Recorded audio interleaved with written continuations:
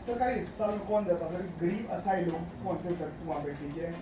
अमीर लोग तो प्राइवेट हॉस्पिटल में अपना इलाज, डॉक्टर जा रहे हैं अपना डॉक्टर भी तक वहाँ पर सर मतलब कर नहीं रहे इलाज, डायरेक्ट रेफर कर रहे हैं सर। 4-4 हज़ार रुपये किराया देकर गरीब लोग को वहाँ जाना पड़ रहा है सर। ये इंटरनल बात है, वो दिल्ली कह रहे हैं हमारे कह रहे कॉल करके, भाई साहब हमारा इतनी सी छोटा सा हमारा ये डायरेक्ट रेफर कर रहे हैं नेर चौक पे। और नेर चौक पे सर आजकल इतना, अभी तो बरसात का हुई नहीं सर, अगर बरसात होती साहब पता है इस रोड की हालत क्या होती है सर, ठीक है। फंसा रहेंगे, एम्बुलेंस में मर जाएंगे कर रहे हो कहीं ना कहीं हमारे को जो चीज हो सकता है उनको पता कि, और डॉक्टर, ये तो डॉक्टर के हाथ में सर रेफर करना, ठीक है। ये तो कोई है नहीं, ठीक है, उनको पता। कुछ लोग आई थिंक बदले की भावना से इस तरह। आपको कितना किलोमीटर पड़ता है? मेरे लिए तो है तो मैं डिस्ट्रिक्ट भी मंडी है यही तो है, वहाँ से कितना पड़ता है? 60। और नेर चौक? नेर चौक पड़ता 70। 70, ज़्यादा फर्क नहीं है उसमें। नहीं सर, कुल्लू हमारे लिए सुइटेबल इसलिए है कि हमारा सारा कल्चर वगैरह सब कुछ इस तरफ को है, नज़दीक भी है, फिर रोड भी इस तरफ को ठीक है। उधर से 30 किलोमीटर है हमारा मेन रोड से, ना इस तरफ को ट्रैफिक ना जाम, कोई समस्या नहीं आती है।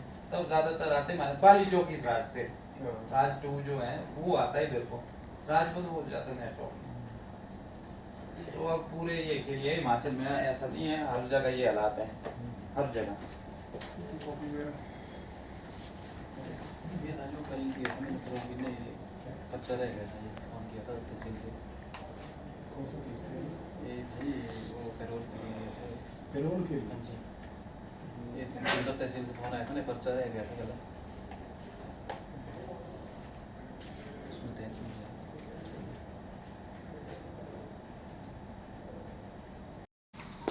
वही तो हम करेंगे।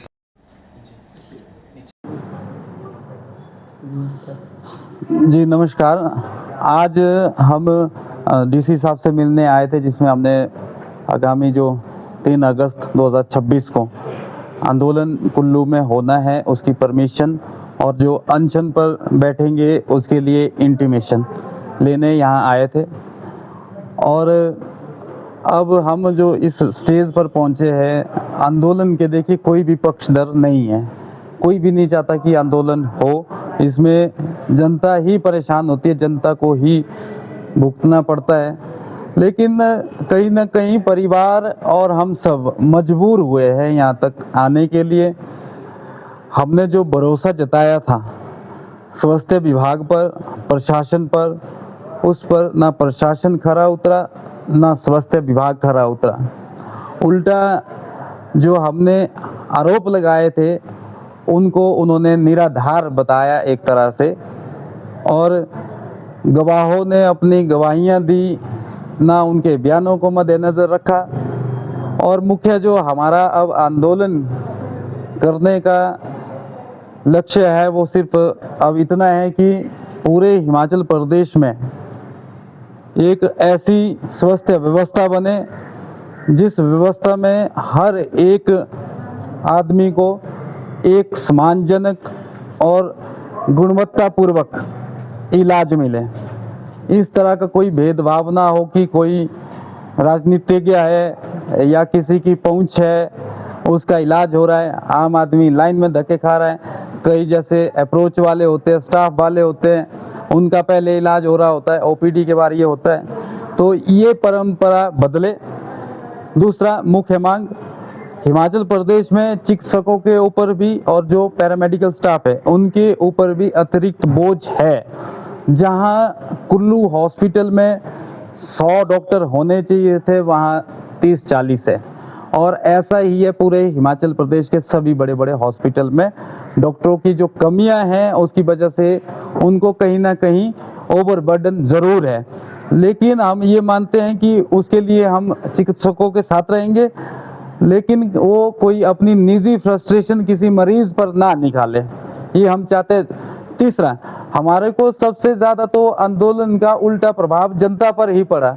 यहाँ से डॉक्टर सस्पेंड हुए, लेकिन उनकी जगह कोई दूसरा डॉक्टर डेप्यूट नहीं किया गया सरकार के द्वारा, जो कि हमारी मुख्य मांग तब भी थी, अब भी रहेगी। हम चाहते हैं जो यहाँ से सस्पेंड हुए, या अभी हाल ही में जो डॉक्टर का एक और चलो वो तो निजी मामला है, लेकिन घटा तो हमारे हॉस्पिटल का डॉक्टर ही है। उनकी जगह डॉक्टरों को तैनात करे ना, हमें सुविधा दे, ना कि उल्टा हमारे साथ इस तरह का पक्षपात या भेदभाव करे। और कहीं ना कहीं हमारे को कुछ लोगों के ऐसे भी फ़ोन आए कि जाते ही वहाँ रेफ़र कर रहे हैं। ये तो अब लगेगा पता क्या आता है सामने। हमारे को सबूत भी चाहिए होते हैं, उसके बाद ही कह पाएंगे। हम इतना ही चाहते हैं, हमारी लड़ाई ना चिकित्सकों के साथ है, ना किसी व्यक्ति विशेष के साथ है, हिमाचल प्रदेश के पूरे सिस्टम के साथ हमारी लड़ाई है। और ये आज का नहीं, सालों से चला आ रहा है, सालों से। हमारा स्वास्थ्य व्यवस्था ऊपर की ओर बढ़ ही नहीं रहा है, सिर्फ नीचे की ओर घट रहा है। लोग परेशान हो रहे हैं। एक तो मुसीबत में लोग हॉस्पिटल जाते हैं, वहाँ पर उनको और ज़्यादा प्रताड़ित कई लोगों द्वारा किया जाता है। ये जो कुछ 1-2% लोग हैं मेडिकल स्टाफ में जो मरीजों के साथ इस तरह की बदतमीजी या दुर्व्यवहार करते हैं, उनको बदलना है और एक समान सुरक्षा देनी है। हम कहते हैं अगर मरीज गलत करता है या अटेंडेंट डॉक्टर या मेडिकल स्टाफ के साथ गलत करता है, उसके लिए भी सज़ा का प्रावधान कठोर हो, लेकिन उसके साथ साथ ही अगर कोई कर्मचारी, मेडिकल कर्मचारी मरीजों के साथ, अटेंडेंटों के साथ बदतमीजी या दुर्व्यवहार करता है, तो उसके लिए भी फिर सज़ा का प्रावधान होना चाहिए। ये हमारे मुख्य अब मांग रहेगी।